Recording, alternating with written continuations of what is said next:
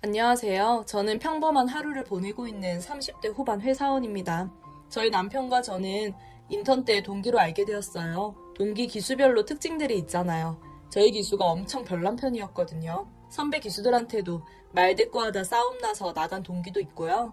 한 달도 안 되어 자기는 여기랑 안 맞아서 일 못하겠다고 그냥 튄 동기도 있어요. 우리 동기들이 유별난 건지 저희가 무딘 건지 어쩌다 보니 동기들이 얼마 안 남아있더라고요. 그래서 남편과 저는 더 끈끈해진 것 같기도 해요. 그래도 서로 연락들은 하고 지냅니다. 밖에서 만나면 재밌긴 재밌거든요. 처음 입사하고 동기들끼리 다 같이 모여 인사를 하던 자리가 생각나네요. 어렵게 날짜를 맞춰서 한 명도 빠짐없이 다 모였었어요. 작은 치킨집 하나를 빌렸던 것 같네요.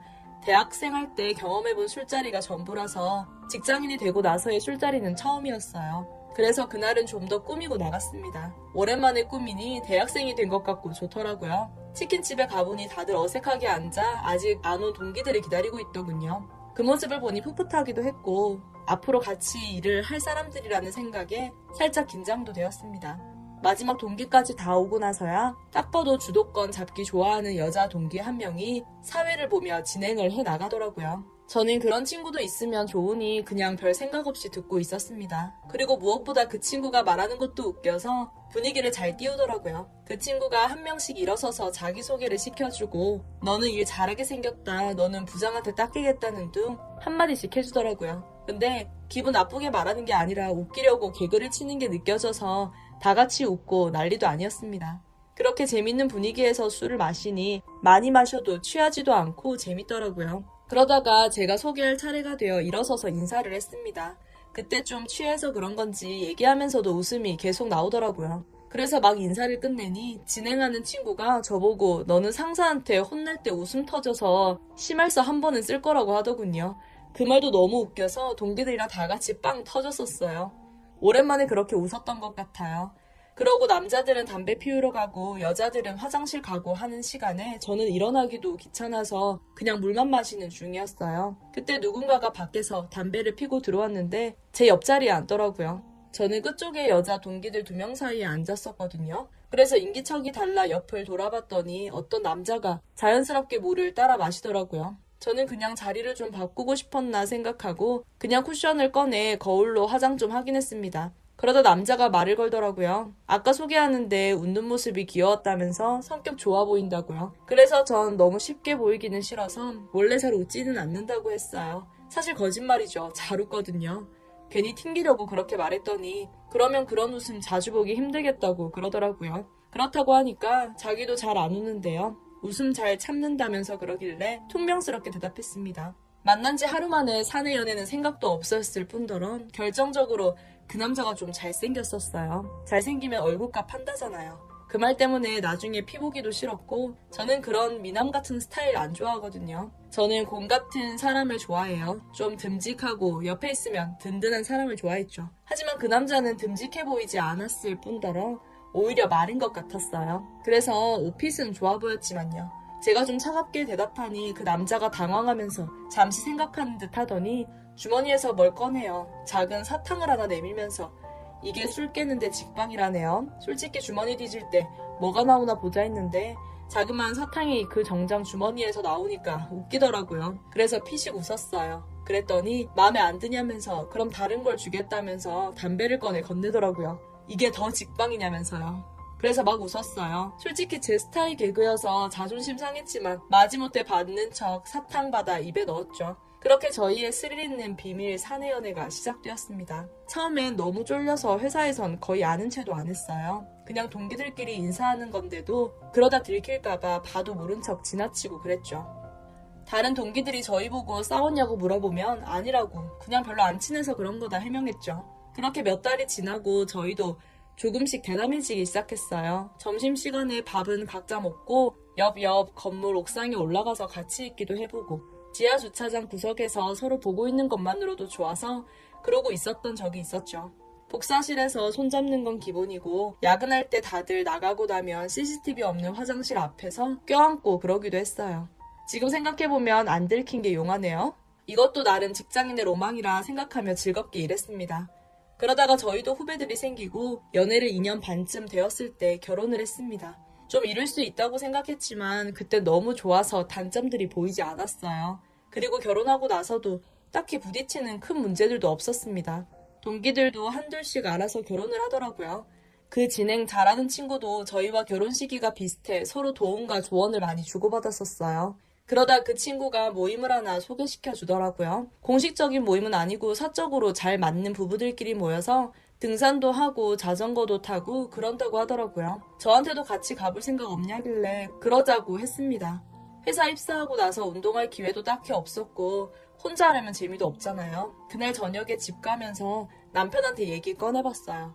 남편도 좋은 것 같다고 하더라고요. 그래서 그 친구한테 가겠다고 하고 주말에 다 같이 보기로 했습니다. 저는 누가 나오는지도 몰라서 기대 반 긴장 반으로 나갔습니다. 부부 내상 있는 모임이더라고요. 그날은 다 같이 등산 가볍게 하고 각자 소개 겸 인사 나누는 시간을 가졌습니다. 술도 간단히 했고요. 4커플 중 2커플은 우리와 동기였고 나머지 2커플은 후배 커플이었어요. 저희는 후배 커플은 처음 만나는 자리여서 조심스럽게 인사 나눴습니다. 비슷한 사람들끼리 모인 게 맞긴 한지 대화도 잘 통하고 재밌더라고요. 나중엔 여행도 다 같이 가자는 얘기가 나왔습니다. 그렇게 번호도 주고받고 단톡도 만들었어요. 회사에서도 만나면 인사하고 사적으로 더 친해진 사람들과 있으니 마음이 더 편해지더라고요. 운동도 하고 사람들도 만나고 일석이조였습니다. 빨리 다 같이 여행도 가고 싶더라고요. 제가 사실 더블 데이트 같은 걸 해보고 싶었거든요. 그래서 다 같이 날짜를 조율해 8월 어느 주말에 1박 2일로 남해를 갔습니다. 낮에 여행지도 둘러보고 바닷가에서 다 같이 물놀이하고 숙소로 돌아왔습니다. 여자들은 반찬거리랑 밥을 준비하고 남자들은 바베큐 준비를 했죠. 다 같이 밖에서 시원한 맥주 한잔 하면서 고기를 먹었어요. 이렇게 놀고 오니 회사 생각도 안 나고 좋더라고요. 고기로 배 채우고 술도 마시면서 분위기가 무르익어갈 때쯤 이런저런 얘기가 나오다 우리 연애 얘기가 나오게 되었어요. 이참에 각자 연애 얘기나 해보자면서요. 제가 술에 취해 신나게 말해줬죠. 동기들끼리 첫 술자리에서 이 사람이 저한테 와서 사탕을 건네줬다고요. 그때는 마음에 안 들었다고도 말했어요. 다들 놀라더라고요. 이렇게 잘생긴 남편이 왜 싫냐면서요.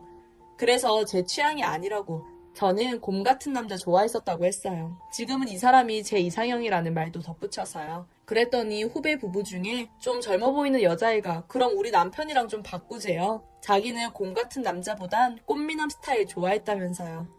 그 말 듣고 살짝 분위기가 이상해질 뻔했지만 진행 잘 보는 친구가 자기는 그날 그런 위대한 사건이 일어난 줄 몰랐다면서 막 아쉬워하더라고요.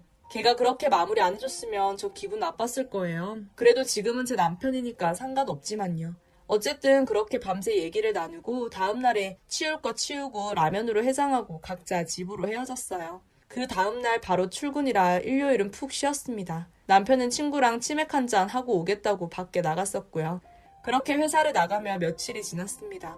이젠 남편과 결혼한 사이라서 회사에서 과한 애정 행각만 아니라면 저희 둘이 시간을 보내도 아무도 뭐라 안 하거든요. 그래서 점심시간에 저랑 남편은 회사 주변 음식점에서 같이 밥 먹고 옥상 올라가서 꽁냥대다가 옵니다. 그런데 어느 날부터 남편이 점심에 약속이 생겼다고 밥을 같이 못 먹는다고 하더라고요. 저는 그럼 다른 사람이랑 먹겠다고 하고 보내줬습니다. 근데 갈수록 그 점심 약속이 많이 생기더라고요.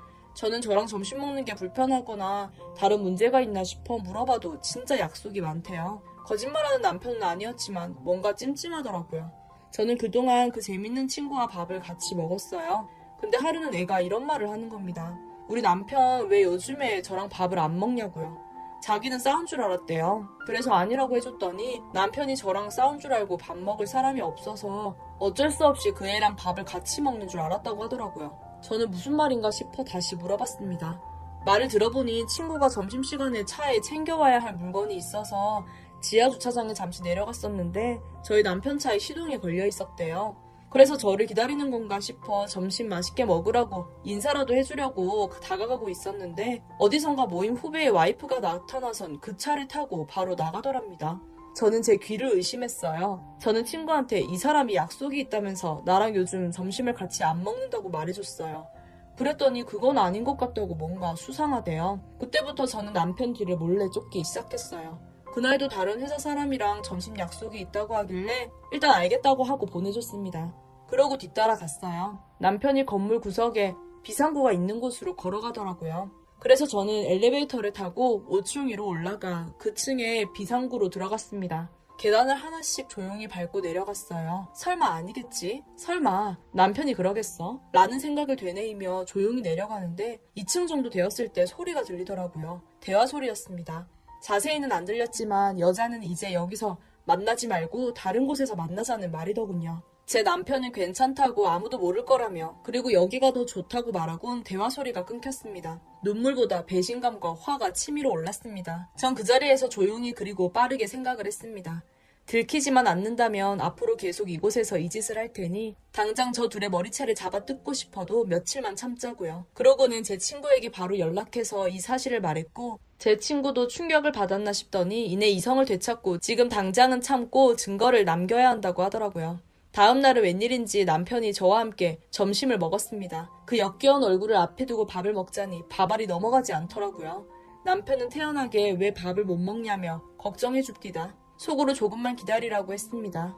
곧 너가 밥을 못 먹게 될 거라는 생각을 밥 대신 삼키면서요. 역시나 다음 날엔 저와 점심을 먹지 않았고 저는 핸드폰을 들고 동영상을 미리 켜놓은 채 저번처럼 몇 층 위로 올라가 조용히 계단을 내려왔습니다. 그래, 오늘이 니들 제삿날이라고 아주 발광을 하는구나 하며 동영상으로 모든 걸 찍었습니다.